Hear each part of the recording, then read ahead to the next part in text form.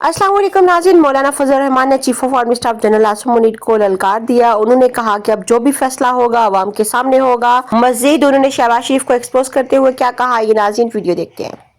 आप होते कौन हैं किसी आजाद कौम के बारे में, उसकी सरजमीन पर कब्जा करने?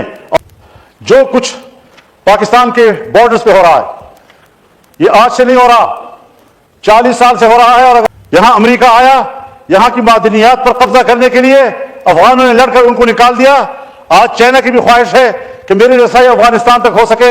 अफगानिस्तान और हमारे फाटा के इलाकों में और खैबर पख्तूनख्वा के इलाकों में दो किस्म के मादनियात हैं। एक वो मादनियात जिसके साथ आम लोगों की मईशत का ताल्लुक है, गैस, कोयला, तेल, चांदी, सोना, कॉपर वगैरह वगैरह। कुछ वो पत्थर भी हैं कि जो खला में जाने वाले रॉकेटों और मिसाइलों में इस्तेमाल होते हैं, जो 450 की हीट पर भी तहलील नहीं होते। इससे उल्टा जाए तो इतनी ही सख्त सर्दी में भी वो मुंजमद नहीं होते। इसकी जरूरत अमेरिका को भी है, इसकी जरूरत चाइना को भी है, इसकी जरूरत रशिया को भी है।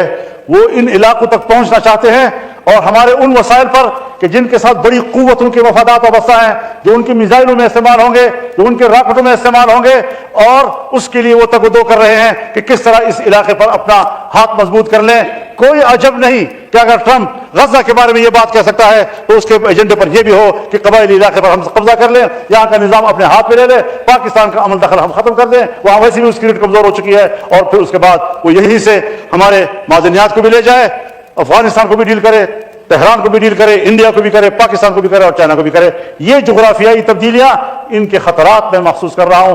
खुदा मेरे वहम को झूठा साबित कर, लेकिन खुदा के लिए सुनो तो सही इस बात को, कुछ अहमियत तो दी जानी चाहिए। हमारे कबायली इलाकों में जंगें हो रही हैं, कोरम एजेंसी में जंगें हो रही हैं।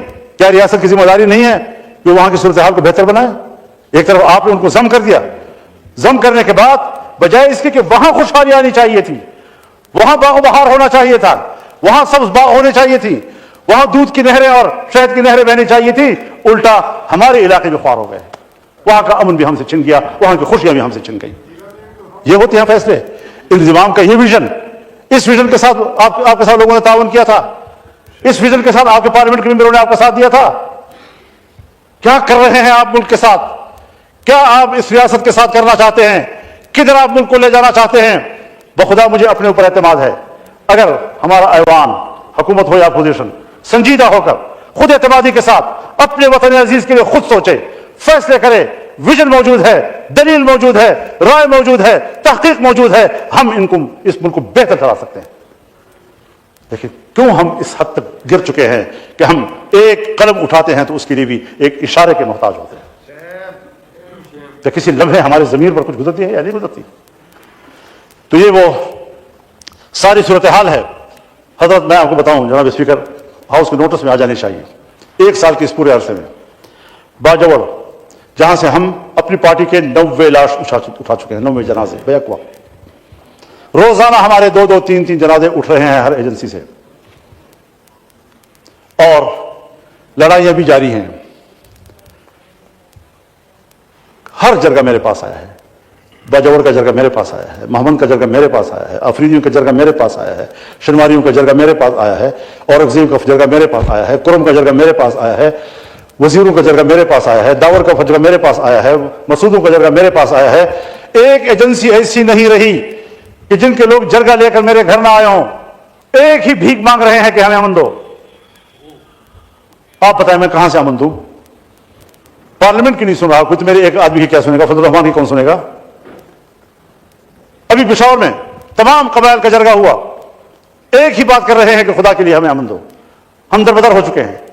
2010 से वो लोग मुहाजिर हैं, अपने मुल्क के अंदर मुहाजिर हैं, भीख मांग रहे हैं। वो कबाइल जो अपनी रिवायात रखते हैं, जिनकी खवातीन घरों से बाहर नहीं निकलती, आज वो गली कूच में भीख मांगने पर मजबूर हो गई हैं। तुम्हें अपने पश्तूनों के और उनकी रिवायात के, उनकी इज्जत का कोई लिहाज नहीं है? तुम्हें अपने बलोचों की इज्जत का कोई लिहाज नहीं है?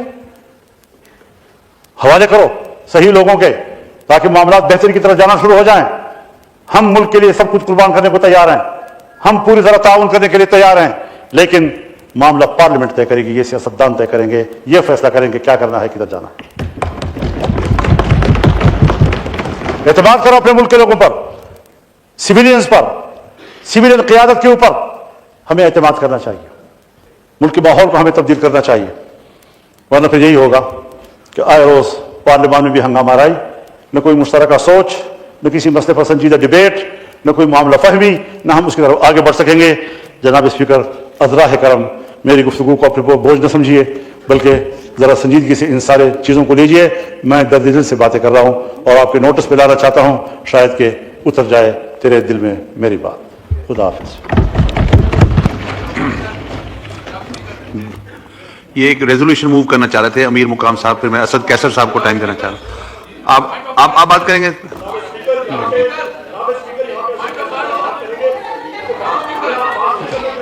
मैं